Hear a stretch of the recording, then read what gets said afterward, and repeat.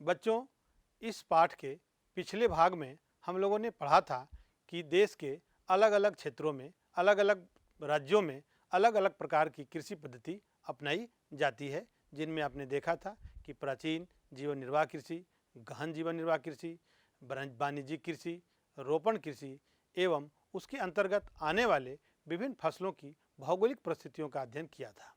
बच्चों, उसी के संदर्भ में हम लोग आगे बागवानी फसलों के बारे में पढ़ेंगे। बागवानी फसलों के अंतर्गत विभिन्न प्रकार के फलों एवं सब्जियों का उत्पादन किया जाता है। भारत का फलों एवं सब्जियों के उत्पादन में चीन के बाद दूसरा स्थान प्राप्त है। फलों के रूप में आम, लीची, नाशपाती, संतरे, केले, अमरूद, बेर आदि प्रमुखता से उगाए जाते हैं। भारत के विभिन्न भागों में विभिन्न प्रकार की सब्जियां भी उगाई जाती हैं, जिसमें मटर, फूल गोभी, बंद गोभी, भिंडी, बैगन, टमाटर, आलू आदि प्रमुख हैं। भारतीय अखरोट एवं खुबानी का विश्वव्यापी मांग है। बच्चों, अब हम लोग इस क्रम में अखाद्य फसलों के बारे में जानेंगे। अखाद्य फसलों में रबड़। अब हम लोग रबड़ के बारे में जानेंगे। रबड़ एक भूमध्य रेखीय क्षेत्र की फसल है, परंतु विशेष परिस्थितियों में यह उष्ण एवं उपोष्ण क्षेत्रों में भी उगाई जाती है। रबड़ से कच्चा माल प्राप्त होता है, जिससे टायर आदि का निर्माण किया जाता है। रबड़ की कृषि के लिए आवश्यक तापमान 25 डिग्री सेल्सियस उत्तम माना गया है। इस फसल के लिए वर्षा 200 सेंटीमीटर से अधिक होनी चाहिए। रबड़ के प्रमुख उत्पादक राज्यों में केरल, तमिलनाडु, कर्नाटक, अंडमान निकोबार द्वीप समूह एवं मेघालय है। बच्चों, हम लोग रेशेदार फसल के बारे में जानेंगे। रेशेदार फसलों में कपास, जूट, सन और प्राकृतिक रेशम रेशेदार फसलों के प्रमुख उदाहरण हैं। इसमें प्रथम 3 फसल कृषि के द्वारा मिट्टी में उगाने से प्राप्त होता है, जबकि रेशम के कीड़े कोकून से रेशम प्राप्त होता है। रेशम मलबरी पेड़ की हरी पत्तियों पर पलता है। रेशम के कीड़ों के पालन को सेरीकल्चर कहा जाता है। रेशम के धागे कर्नाटक एवं जम्मू कश्मीर में प्रमुखता से उत्पादित किए जाते हैं। रेशेदार फसलों के अगली श्रेणी में कपास है। कपास का मूल स्थान भारत माना गया है। भारत कपास के उत्पादन में दूसरा स्थान रखता है। कपास से धागे एवं वस्त्र तैयार किए जाते हैं। कपास की कृषि के लिए उच्च तापमान, हल्की वर्षा, 200 दिन पाला रहित खिली हुई धूप उपयुक्त माना जाता है। कपास के लिए 21 डिग्री सेल्सियस से 25 डिग्री सेल्सियस तापमान उपयुक्त माना जाता है। इस फसल के लिए वर्षा 50 से 100 सेंटीमीटर जरूरी होता है। कपास के लिए काली रेगुर मिट्टी सबसे उपयुक्त मानी जाती है। गुजरात, महाराष्ट्र, कर्नाटक, आंध्र प्रदेश, पंजाब एवं हरियाणा कपास के प्रमुख उत्पादक राज्यों में से है। रेशेदार फसलों की अगली श्रेणी में जूट का नाम आता है। जूट दूसरी प्रमुख रेशेदार फसल है। इसका रेशा सस्ता एवं मजबूत होता है। इससे टाट, बोरियां, रस्सी, कालीन आदि तैयार किए जाते हैं। जूट के लिए तापमान 25 डिग्री सेल्सियस से 35 डिग्री सेल्सियस आदर्श माना गया है। इस फसल के लिए आर्द्रता उच्च होनी चाहिए। वर्षा 150 सेंटीमीटर से अधिक होनी चाहिए। जूट के लिए चीका युक्त मिट्टी उपयुक्त मानी जाती है। पश्चिम बंगाल, बिहार, असम, उड़ीसा, उत्तर प्रदेश, त्रिपुरा एवं मेघालय प्रमुख उत्पादक राज्यों में से एक है। पश्चिम बंगाल में पूरे देश का लगभग 83% जूट का उत्पादन किया जाता है। बच्चों, अब हम लोग कृषि के संदर्भ में किए गए प्रौद्योगिकीय एवं संस्थागत सुधार के बारे में पढ़ेंगे। प्रौद्योगिकीय सुधार से मतलब है कि टेक्नोलॉजी का किस प्रकार उपयोग किया जा रहा है। इसमें सर्वप्रथम हम लोग देखेंगे पारंपरिक जुताई एवं अन्य कृषि कार्य के लिए बैलों और साधारण औजारों की जगह विभिन्न प्रकार की मशीनों का प्रयोग होने लगा, जैसे ट्रैक्टर, कंबाइन, थ्रेशर, हार्वेस्टर इत्यादि। आधुनिक सिंचाई प्रणाली जैसे ड्रिप वाटर सिंचाई, स्प्रिंकलर वाटर सिंचाई के द्वारा फसलों की सिंचाई की जाने लगी। रासायनिक खादों एवं कीटनाशकों का प्रयोग प्रौद्योगिकी का ही देन है। वंशानुगत इंजीनियरिंग के माध्यम से उत्तम प्रकार के बीज जैसे डंकल बीज, HYV बीज का प्रयोग किया जाने लगा। खेतों से बाजारों तक उत्पादित पैदावार को लाने के लिए परिवहन साधनों का प्रयोग होने लगा। फसलों का उत्पादन तथा उत्पादकता बढ़ाने के लिए मिट्टी जांच हेतु प्रयोगशाला का निर्माण किया जाने लगा। बच्चों, हम लोग देखेंगे संस्थागत सुधार।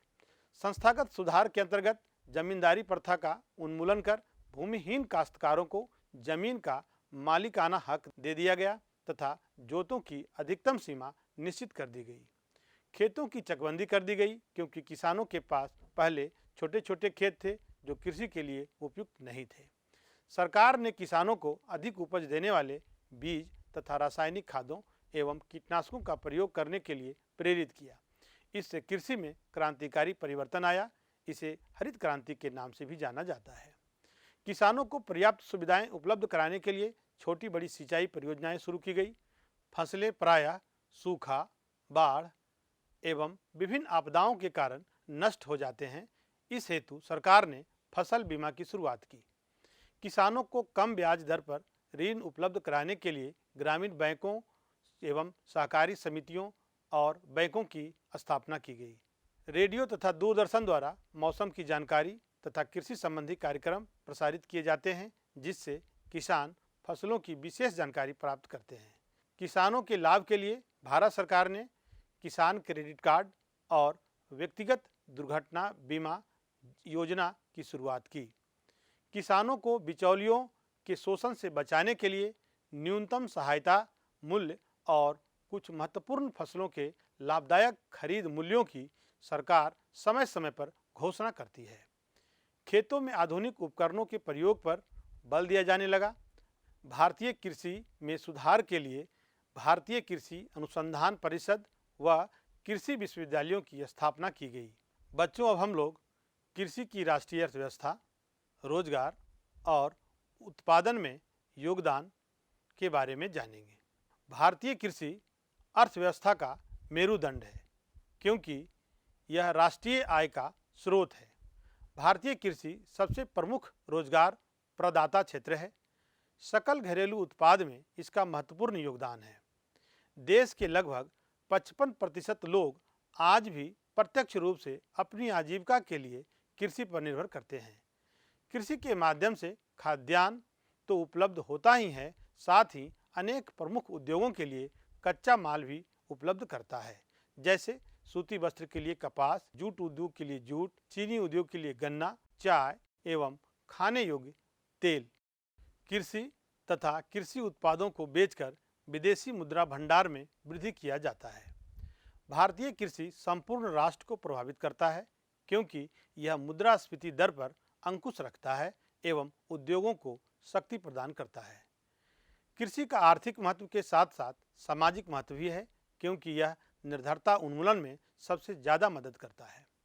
भारतीय कृषि एवं कृषि उत्पाद अंतर्राष्ट्रीय व्यापार को प्रभावित करता है। बच्चों, अब हम लोग भारतीय कृषि पर वैश्वीकरण के प्रभाव को जानेंगे। वैश्वीकरण से हमारा तात्पर्य है विश्व के अनेक देशों का आर्थिक, राजनीतिक, सामाजिक एवं सांस्कृतिक क्षेत्र में एक दूसरे के निकट आ जाना। वैश्वीकरण के कारण विभिन्न चीज़ें एक देश से दूसरे देश में आने जाने लगी, जिससे उच्च कोटि की चीज़ें बाजार में टिक सकी। वैश्वीकरण के कृषि पर कुछ अच्छे प्रभाव पड़े हैं जो निम्नलिखित हैं। भारत दूसरे देशों को अनाज का निर्यात कर अपनी ज़रूरत का अन्य सामान खरीदने लगा।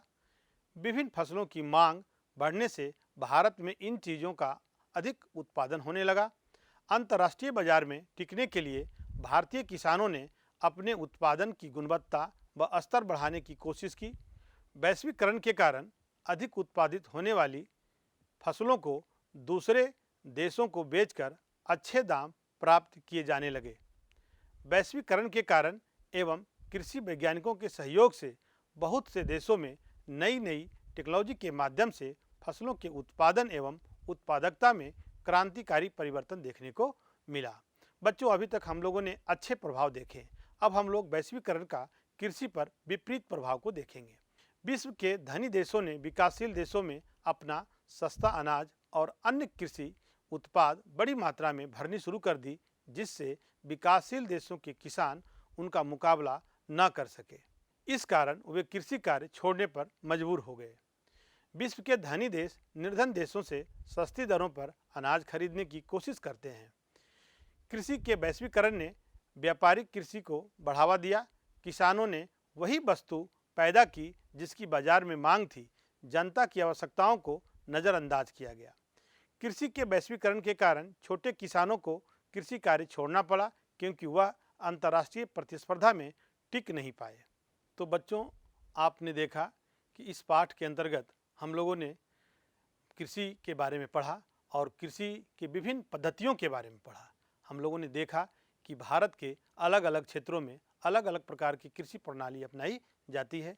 आपने देखा कि प्राचीन जीवन निर्वाह कृषि, गहन जीवन निर्वाह कृषि, वाणिज्यिक कृषि, रोपण कृषि किस प्रकार की जाती है। इस कृषि के अंतर्गत आने वाले विभिन्न फसलों की भौगोलिक परिस्थितियों के बारे में भी जाना, जैसे चावल की कृषि, गेहूं की कृषि, मक्के की कृषि। इन सभी के बारे में आपने देखा कि इनकी भौगोलिक परिस्थितियां किस प्रकार होती है। इसके दूसरे भाग में हमने देखा कि बागवानी कृषि के बारे में पढ़ा। बागवानी कृषि के अंतर्गत आने वाले विभिन्न प्रकार के फलों एवं सब्जियों के बारे में जाना। साथ ही ये भी जाना कि भारत के किन क्षेत्रों में किस प्रकार के फल एवं सब्जियों का उत्पादन किया जाता है। बच्चों, हम लोगों ने रेशेदार फसलों के अंतर्गत कपास, जूट एवं रेशम के बारे में जाना कि इनकी कृषि किन किन क्षेत्रों में की जाती है। कृषि के अलावा हम लोगों ने इस अध्याय में ये भी जाना कि प्रौद्योगिकी सुधार क्या होता है, संस्थागत सुधार क्या होता है, कृषि पर वैश्वीकरण का अच्छा प्रभाव और बुरा प्रभाव क्या होता है। तो बच्चों, आपने देखा कि इस पाठ के माध्यम से आपने कृषि के बारे में संपूर्ण जानकारी प्राप्त किया और आपके कुतूहल को शांत करने का मैंने प्रयास किया। धन्यवाद।